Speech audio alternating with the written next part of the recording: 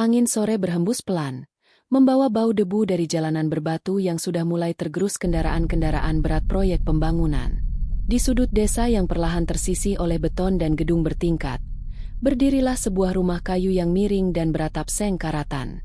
Disitulah Raka, anak laki-laki berusia 12 tahun, tinggal bersama ibunya. Rumah itu seperti tubuh ibunya, rapuh, ringkih, dan menunggu runtuh kapan saja. Ibunya, Bu Salma, adalah seorang janda sakit-sakitan yang hanya bisa duduk di kursi rotan tua, menganyam tikar dari daun pandan untuk dijual ke pasar. Tangannya gemetar, tapi matanya selalu hangat saat memandang Raka. Setiap pagi, Raka bangun sebelum matahari menyapa desa. Ia menyapu halaman, menimba air dari sumur tua yang airnya makin keruh, lalu berjalan kaki sejauh 3 kilometer ke sekolah kota.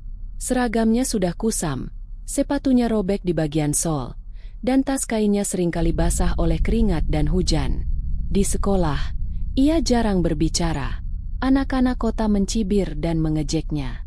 Lihat tuh, anak kampung, pasti belum pernah main internet. Rumahnya pasti nggak punya listrik, ya?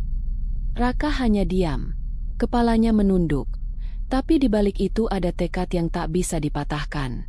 Setiap hinaan adalah batu pijakan.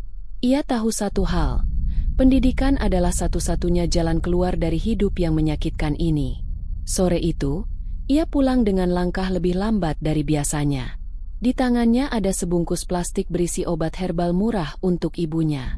Uang untuk beli itu ia sisihkan dari hasil bantu-bantu mengangkat sayur di pasar. Saat tiba di rumah, ia melihat ibunya batuk keras di ranjang. Wajahnya pucat, napasnya pendek-pendek.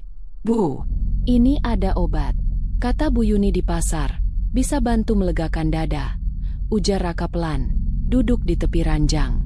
Bu Salma tersenyum lemah, menyentuh pipi anaknya. "Nak, kau terlalu baik untuk dunia ini. Andai ibu bisa kerja lagi, ibu nggak akan biarkan kamu nahan lapar." Raka hanya memeluk ibunya. Dalam diam, ia memohon pada Tuhan, pada semesta, pada siapapun yang mungkin bisa mendengar, "Beri aku satu keajaiban saja, satu saja." Malam pun tiba. Angin berhembus lebih keras dari biasanya, dan awan gelap menggantung rendah di langit desa. Hujan mulai turun perlahan, membasahi atap seng dan membuat suara gemericik yang mengisi keheningan malam. Dan di saat itu, sesuatu hinggap di atap rumah Raka. Seekor burung besar, sayapnya selebar langit, matanya tajam seperti menyimpan sejarah ribuan tahun. Ia bertengger tanpa suara, lalu menunduk, seolah mendengar doa dari dalam rumah reot itu. Burung itu, elang raksasa yang langka, yang diyakini telah punah sejak puluhan tahun lalu, diam selama beberapa saat, lalu masuk melalui lubang plafon yang bolong dan mendarat tepat di sudut kamar Raka. Dan di sanalah ia bertelur. Diam, hening, ajaib. Tanpa Raka sadari, doanya baru saja dikabulkan. Namun setiap keajaiban selalu datang dengan konsekuensi. Pagi itu, hujan sudah reda. Matahari malu-malu menembus celah awan, menyinari atap rumah reot yang basah.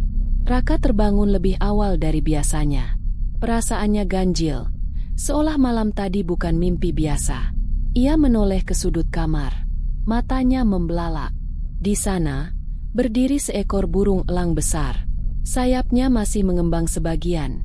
Matanya mengamati Raka dengan ketenangan yang tak biasa.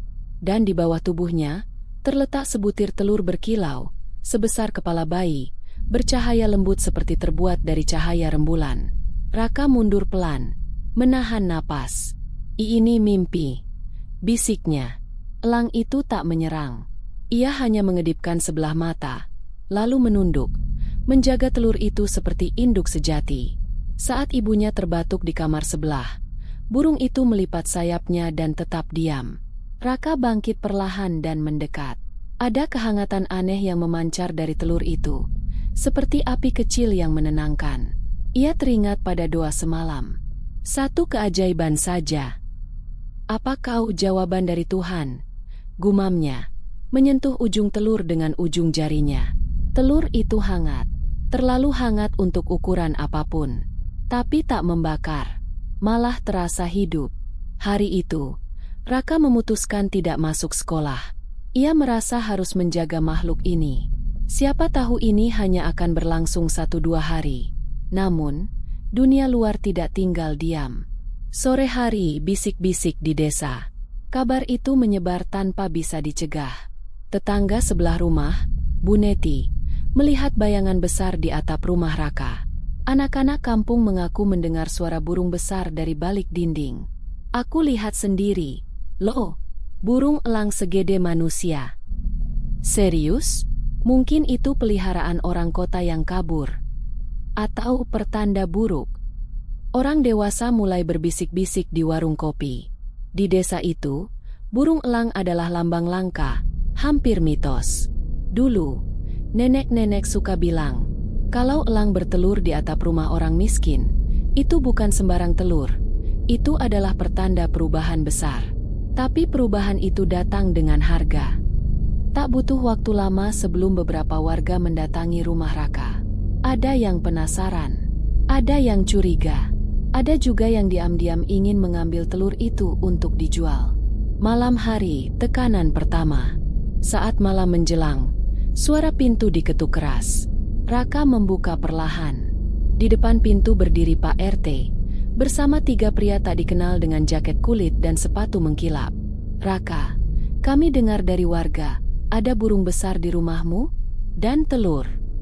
Kami dari Pusat Perlindungan Satwa. Kau tahu itu hewan dilindungi, kan? Salah satu pria menambahkan dengan nada dingin. Raka menunduk, hatinya berdebar. Dia datang sendiri. Pak, saya nggak tahu harus bagaimana. Kau harus serahkan ke kami. Sekarang. Tapi sebelum Raka bisa menjawab, dari dalam rumah terdengar suara raungan elang. Bukan marah, tapi peringatan. Getaran suaranya membuat lantai kayu bergetar. Ketiga pria itu saling pandang. Apa itu? Kita kembali besok. Dengan surat dan pengawalan. Mereka pergi.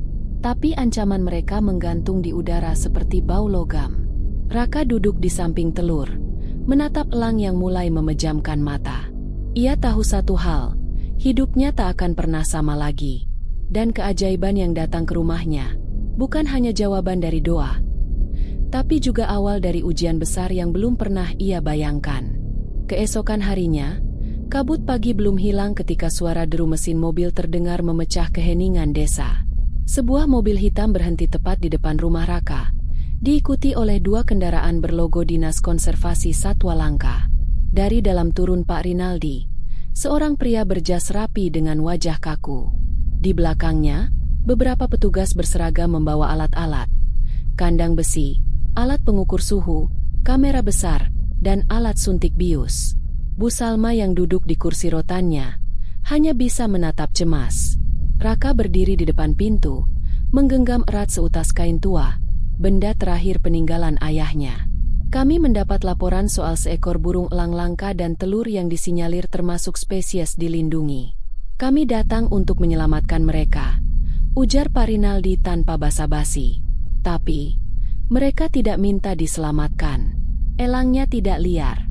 Pak, dia datang sendiri, seperti tahu kemana harus pergi. Jawab Raka, berusaha tegar. Pak Rinaldi menghela napas pendek. Nak, dunia ini tidak bekerja berdasarkan perasaan. Satwa itu milik negara. Jika ia bertelur di rumahmu, itu tetap bukan milikmu. Seketika, terdengar suara siulan tajam dari dalam rumah. Elang itu berdiri tegak, membentangkan sayapnya. Aura gagah bercampur ancaman memancar dari tubuhnya. Bahkan para petugas mundur 2 langkah tanpa sadar. Telur itu bercahaya lebih terang dari sebelumnya, seolah merespons ketegangan yang semakin memuncak. Desa yang terbelah. Siang itu, desa mendidih oleh gosip dan amarah. Sebagian warga menuduh Raka menyembunyikan aset negara. Sebagian lagi percaya bahwa telur itu membawa berkah dan harus tetap dijaga. Sejak elang itu datang, sumurku penuh lagi, kata Pak Giman.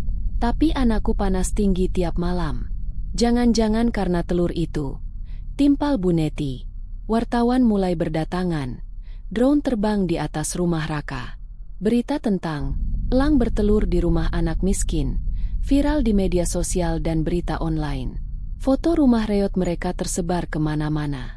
Wajah Raka dijadikan meme. Raka tak bisa ke sekolah.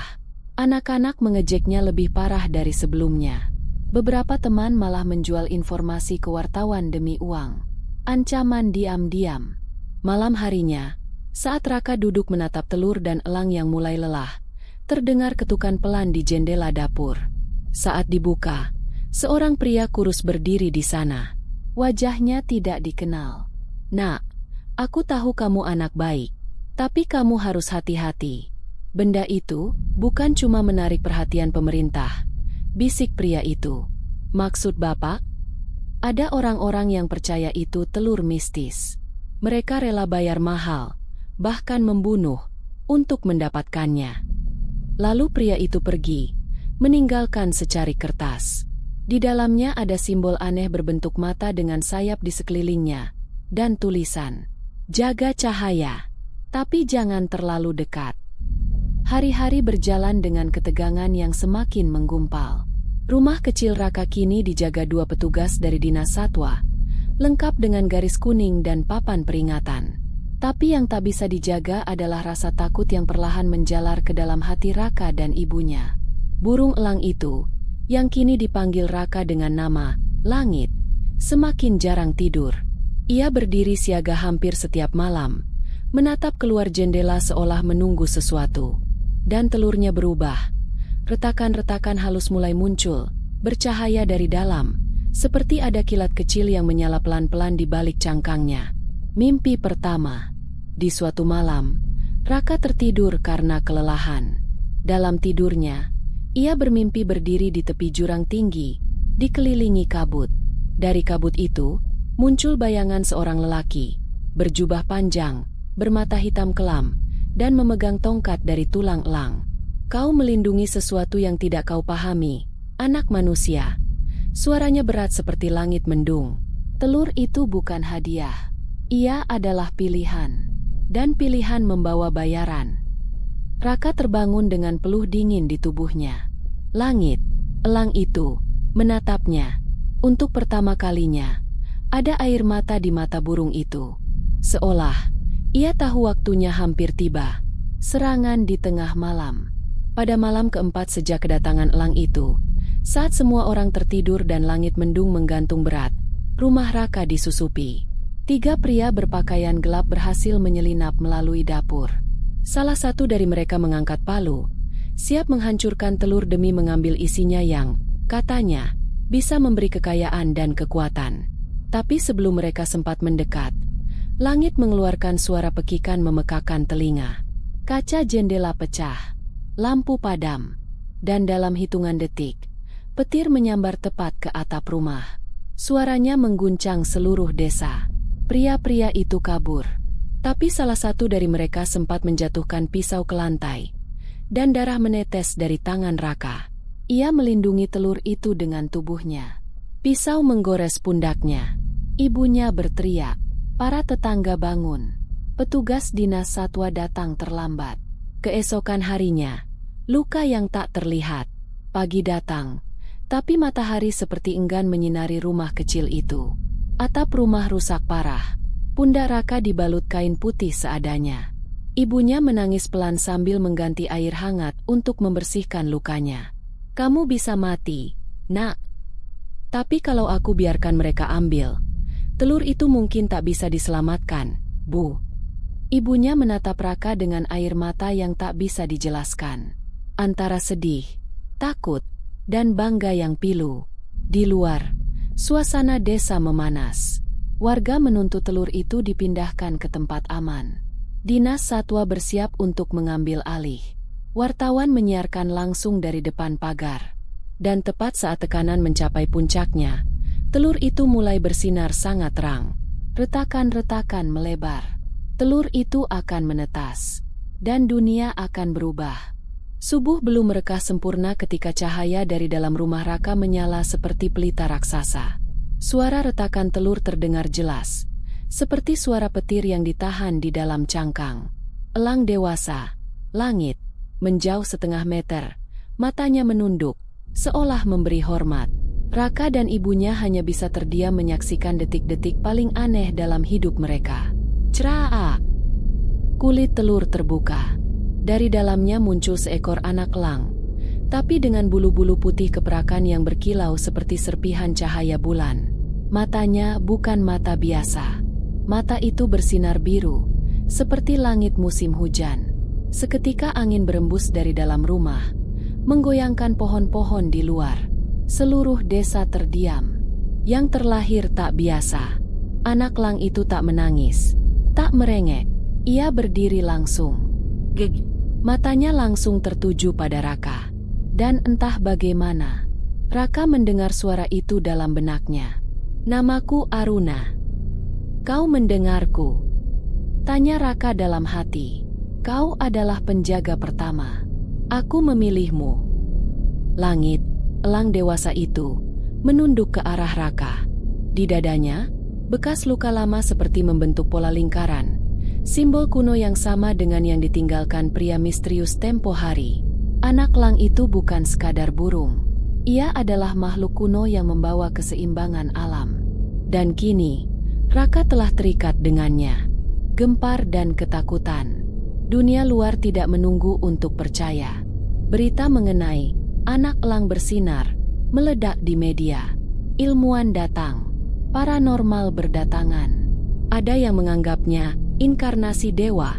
Ada juga yang menyebutnya kutukan dari langit. Pemerintah mengirim ultimatum. Telur itu harus diserahkan, dan elangnya dibawa ke fasilitas tertutup untuk penelitian. Tapi desa mulai terbagi dua, sebagian melindungi Raka, sebagian merasa desa mereka telah berubah menjadi sumber malapetaka. Pak Lurah yang biasanya netral kini ditekan dari banyak arah. Kalau desa ini hancur karena anak itu, siapa yang tanggung jawab? Tapi kalau anak itu bawa berkah, masa kita halau? Pertanda dari langit. Malam itu, langit di atas desa berubah. Awan bergulung pelan membentuk pusaran. Petir menyambar satu kali, tapi tak terdengar suara. Hening yang mengancam. Aruna, anak elang itu, tiba-tiba mengepakkan sayapnya dan melayang tanpa angin, hanya 1 meter di atas lantai. Dari tubuhnya, kelopak-kelopak cahaya melayang, menyentuh tanaman yang layu dan membuatnya mekar kembali. Ini keajaiban, kata Bu Salma dengan air mata di matanya. Tapi di tempat lain, orang-orang berkumpul dengan simbol yang sama seperti di kertas tempo hari. Di tempat gelap, jauh dari desa, mereka membentuk lingkaran dan menatap langit. Sang pewaris telah muncul. Tapi jika ia jatuh ke tangan manusia biasa, keseimbangan akan hancur, ujar pria berjubah yang sama dari mimpi Raka.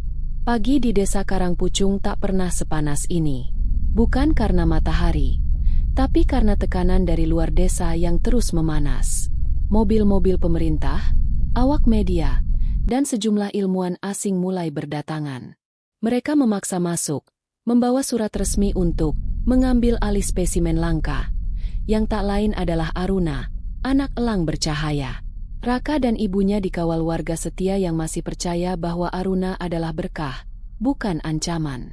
Namun di sisi lain, sebagian warga, terutama mereka yang kehilangan tanaman karena badai semalam, mulai menyalahkan kehadiran elang itu. Dulu desa ini tenang. Sekarang tiap malam langit mengerang, petir menyambar, dan itu semua sejak burung sialan itu datang.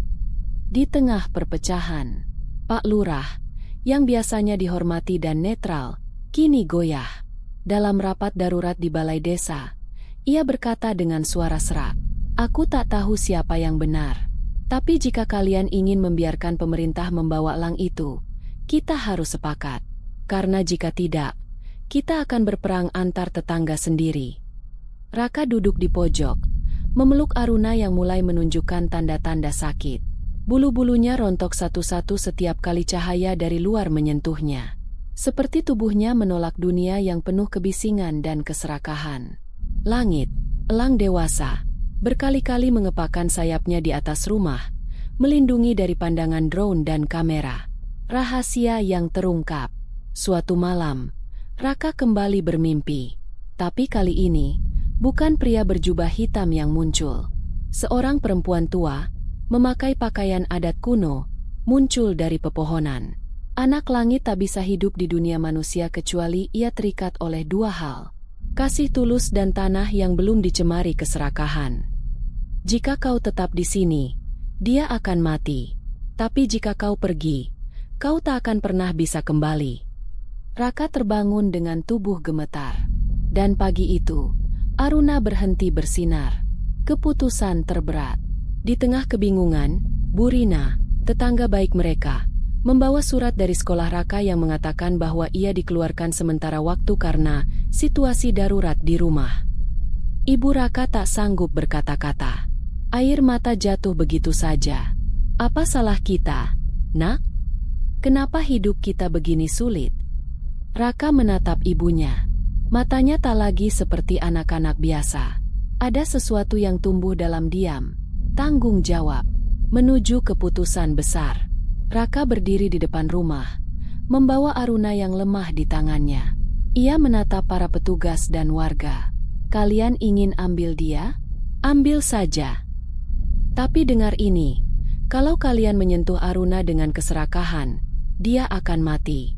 Dan kalau dia mati, dunia akan ikut terbakar perlahan. Orang-orang terdiam. Langit mengepakkan sayap keras, membuat debu naik ke udara. Dan Aruna membuka matanya sedikit. Pandangannya menatap ke arah hutan yang jauh di ujung desa, tempat yang belum terjamah. Ke sana, bisik Aruna. Tempatku berasal.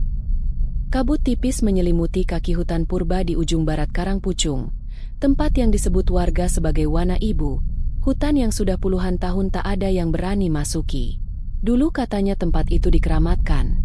Konon di sanalah para penjaga langit terakhir kali turun ribuan tahun lalu. Kini, di tengah gelap dan sunyinya hutan, hanya ada 3 sosok kecil. Raka, ibunya yang mulai kelelahan, dan Aruna yang semakin melemah. Tubuhnya kini nyaris tak bercahaya. Kita sudah sampai. Aruna, kau harus bertahan. Langit, elang dewasa, menyusul dari atas, mengepak sayap besar dan mendarat pelan di sebuah batu besar dengan ukiran kuno. Sebuah gerbang batu muncul dari semak belukar, seperti merespons kehadiran mereka. Dari celah gerbang itu, cahaya biru yang hangat menyambut mereka. Pintu menuju asal. Begitu melewati gerbang, dunia berubah. Pepohonan menjulang dengan cahaya dari batangnya. Tanaman berbicara lewat bisikan halus. Udara dipenuhi partikel cahaya seperti kunang-kunang tak kasat mata. Raka terpaku. Ibunya terisak, entah karena keindahan atau karena kelegaan. Di tengah tempat itu ada danau kecil berwarna perak, di mana seekor elang putih lain duduk tenang, menatap mereka. Bulu-bulunya seperti cermin. Matanya penuh umur. Aruna, katanya, bukan dengan suara, tapi lewat hati. Anak langit telah tiba pada waktunya. Rahasia yang terungkap. Elang tua itu, yang kemudian dikenal sebagai Indrakila, penjaga terakhir gerbang langit, mengungkapkan kebenaran. Dulu, manusia dan anak langit hidup berdampingan.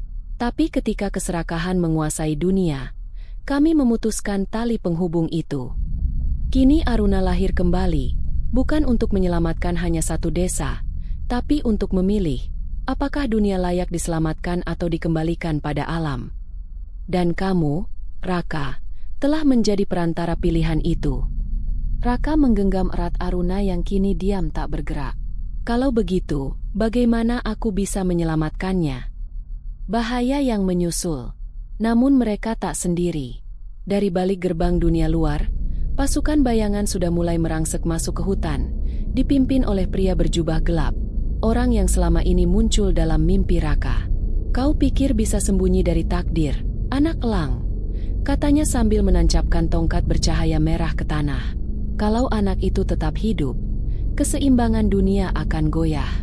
Kami adalah penjaga lama. Kami menjaga dunia dari keajaiban yang tak bisa dikendalikan. Indrakila mengangkat sayapnya. Langit mengaum dari langit, dan seluruh hutan mulai bergetar. Kau bukan penjaga, kau pemburu cahaya, jawab Indrakila tajam. Pilihan terakhir. Raka berdiri di antara dua sisi. Di belakangnya, Alam yang hidup. Di depannya, kekuatan manusia dan ilmu yang haus kontrol. Indrakila bicara lagi, suara lebih lembut. Hanya satu jalan agar Aruna bisa hidup dan menyatu kembali dengan langit. Tapi untuk itu, kau harus lepaskan dia. Satu pilihan yang tidak bisa dibatalkan. Dia akan meninggalkan dunia ini, dan semua kenangan tentangnya di dunia manusia akan hilang. Bahkan dari ingatanmu.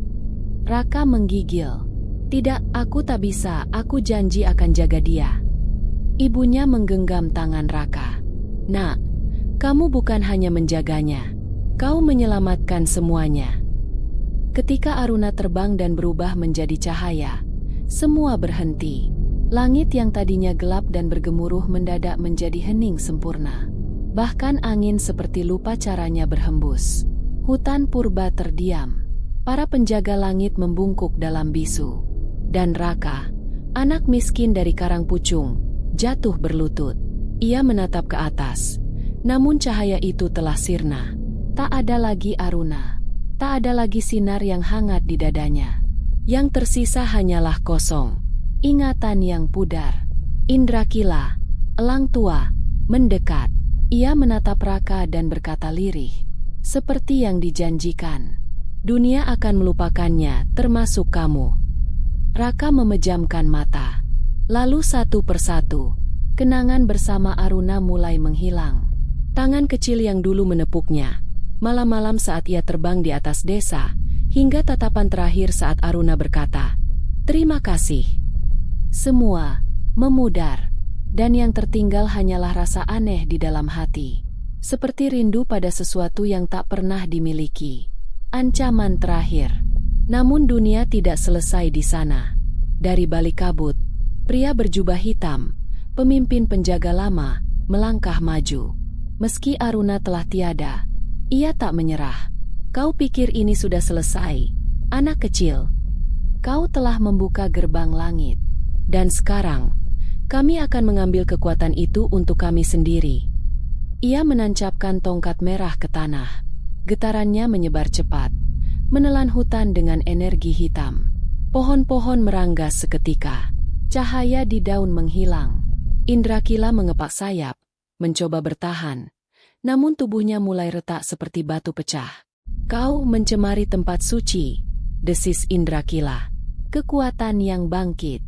Raka menatap kehancuran itu. Meski ingatannya akan Aruna telah menghilang, hatinya masih bergetar hebat. Ia merasa ada yang harus dilindungi, sesuatu yang penting, walau ia tak tahu apa. Dan saat tongkat merah menusuk bumi untuk terakhir kalinya, tanah menolak. Tiba-tiba, dari bawah tanah, sebatang bulu elang bercahaya muncul dan menancap di hadapan Raka. Tangannya terangkat sendiri, seolah mengenali benda itu. Bulu itu berubah menjadi cahaya yang membungkus tubuh Raka. Dan untuk sesaat, dalam pikirannya, ia melihat Aruna. Kau lupa aku, Raka. Tapi aku tidak pernah lupa kamu. Puncak pertarungan. Pria berjubah hitam mencoba menyerang. Namun Raka, yang kini tubuhnya diselimuti cahaya langit, berdiri dan membalas. Suaranya tidak keras, tidak marah, tapi penuh ketegasan. Aku tidak tahu siapa kau, tapi aku tahu, bumi ini bukan milikmu. Ledakan cahaya memenuhi hutan. Elang langit muncul kembali, bukan sebagai Aruna, bukan sebagai makhluk hidup, tapi sebagai jiwa penjaga. Ia melayang di atas Raka dan menyerbu kekuatan gelap, menghancurkan tongkat merah menjadi debu. Pria berjubah hitam berteriak sebelum akhirnya ditelan cahaya putih, dan lenyap. Keheningan yang baru. Hutan kembali utuh. Cahaya yang memenuhi tubuh Raka perlahan surut. Ia berdiri diam, tubuhnya lemas, napas tersengal. Ia menatap langit, dan tidak ada apa-apa di sana. Tapi anehnya, hatinya tenang. Ibu Raka mendekat, memeluknya. Apa yang terjadi, nak? Entahlah, Bu. Jawab Raka pelan. Tapi rasanya seperti aku baru saja kehilangan sesuatu yang paling berharga dalam hidupku. Sudah 2 minggu sejak kejadian di Wana Ibu. Langit di atas Karang Pucung kembali biru. Burung-burung berkicau lagi. Kabut pagi membawa aroma embun dan tanah basah. Dunia tampak damai. Tapi tidak bagi Raka. Di rumah reyotnya, Raka duduk termenung. Ia tak tahu kenapa hatinya terasa kosong. Seolah ada sesuatu yang dulu ia miliki, tapi sekarang telah hilang. Bukan karena diambil, tapi karena dilupakan. Rasanya kayak bangun dari mimpi yang indah, tapi lupa mimpinya apa. Gumamnya pada ibunya. Ibunya memeluknya tanpa banyak kata.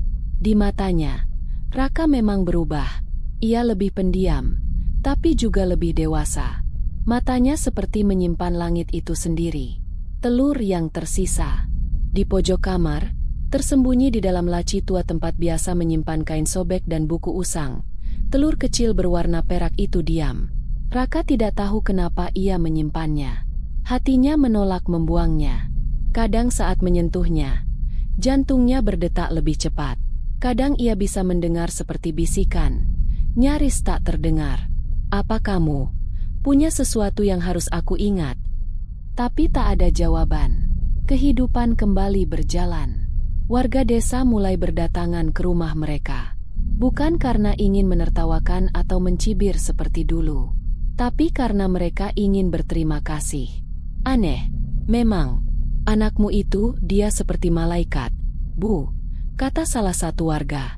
"Sejak malam itu, hutan tak pernah seram lagi. Ladang kami tumbuh subur. Air sungai jernih seperti kaca." Raka hanya bisa mengangguk. Ia tidak paham kenapa semua itu dikaitkan padanya. Surat dari langit. Malam itu, saat langit sedang cerah, Raka terbangun oleh suara angin. Ia berjalan keluar. Di halaman rumah, bulu perak yang dulu menggenggam cahaya Aruna, mulai bersinar lagi. Kemudian, dari langit, satu titik cahaya jatuh perlahan seperti bintang jatuh, dan mendarat tepat di tanah di hadapannya. Bukan Aruna, bukan elang besar, tapi cahaya kecil berbentuk burung mungil. Ia mengepak sebentar, lalu hinggap di pundak Raka. Dalam pikirannya, suara lembut berkata, "Kenangan bisa hilang, tapi rasa tak pernah mati. Kau telah membuat pilihan. Dunia hidup karena keberanianmu. Dan aku akan tumbuh kembali, sampai waktunya tiba." Harapan yang baru. Esok paginya, Raka tersenyum untuk pertama kali setelah sekian lama. Ia tahu mungkin ia tak akan pernah sepenuhnya mengerti apa yang telah terjadi. Tapi ia merasa lebih ringan.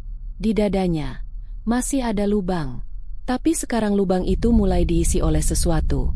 Cahaya, harapan, dan rasa percaya. Ia mulai menulis lagi di bukunya yang lama. Halaman-halaman kosong kini terisi dengan gambar elang, langit luas, dan satu anak laki-laki yang memeluk dunia. Langit pagi di Karangpucung kembali terang, seperti biasa. Namun kali ini, ada sesuatu yang berbeda. Udara terasa lebih segar, dunia lebih terbuka, dan setiap hembusan angin terasa lebih penuh arti. Raka berdiri di depan rumah kecilnya, menatap ke langit yang membiru. Di sisinya, telur perak yang kini telah pecah sepenuhnya, mengungkapkan seekor anak elang kecil dengan bulu putih bercahaya. Kau hidup, ya?" tanya Raka dengan suara pelan. Meskipun rasa haru begitu kuat, anak elang itu menatapnya dengan mata yang penuh kebijaksanaan. Meskipun ia masih kecil dan tak tahu apa-apa. Dari jauh, Raka melihat sekumpulan burung terbang rendah di langit, seakan memberi penghormatan. Seolah langit sendiri mengenali peristiwa besar yang baru saja terjadi. Warisan yang terus hidup. Seiring waktu, anak elang itu mulai tumbuh. Ia tidak hanya menjadi simbol dari sebuah perjalanan panjang, tetapi juga sebagai penjaga langit yang baru, yang diwariskan oleh Aruna. Namun, ia bukanlah penerus yang sempurna. Ia bukan Aruna. Ia adalah kehidupan baru yang membawa pesan harapan. Raka kini menyadari bahwa perjalanan ini belum berakhir. Bahkan, mungkin perjalanan baru saja dimulai. "Aku tak tahu apa yang akan terjadi, tapi aku percaya, anak ini akan menjaga dunia seperti yang sudah dilakukan Aruna dulu," ujar Raka kepada ibunya yang kini semakin tua, namun penuh kebijaksanaan. Berkelanjutan di tanah yang damai. Desa Karangpucung, yang dulu suram dan diliputi ketakutan, kini menjadi tempat yang penuh kedamaian. Ladang tumbuh subur, sungai mengalir jernih, dan hutan kembali hidup dengan berbagai keajaiban alam. Penduduk desa percaya bahwa keajaiban itu datang karena keberanian Raka dan Aruna. Meski mereka tak sepenuhnya mengingat siapa Aruna, mereka tahu bahwa hidup mereka lebih baik karena takdir yang telah berubah. Raka memilih untuk tetap tinggal di desa, meski dunia luar tak lagi terasa sama. Ia menjaga anak elang yang kini menjadi teman setianya, serta menjaga warisan yang ditinggalkan oleh langit. Mimpi yang baru. Di suatu malam yang tenang, saat bulan menggantung tinggi, Raka berdiri di tepi hutan. Anak elang itu mengepakkan sayapnya di sampingnya. Ada sesuatu yang terasa begitu dalam di hatinya. Sebuah panggilan. Sebuah keinginan untuk terus berkembang, untuk terus melangkah. Mungkin aku bukan hanya penjaga dunia ini, gumam Raka kepada dirinya sendiri. Mungkin aku juga harus mencari tahu lebih banyak tentang langit. Anak elang itu menatapnya. Tiba-tiba, Raka merasa ada sesuatu yang memanggil dari kejauhan. Di balik gunung yang jauh, di tempat yang tak pernah ia jelajahi, ada sebuah cerita yang belum terungkap. Raka tahu, ini bukan akhir. Ini adalah awal yang baru.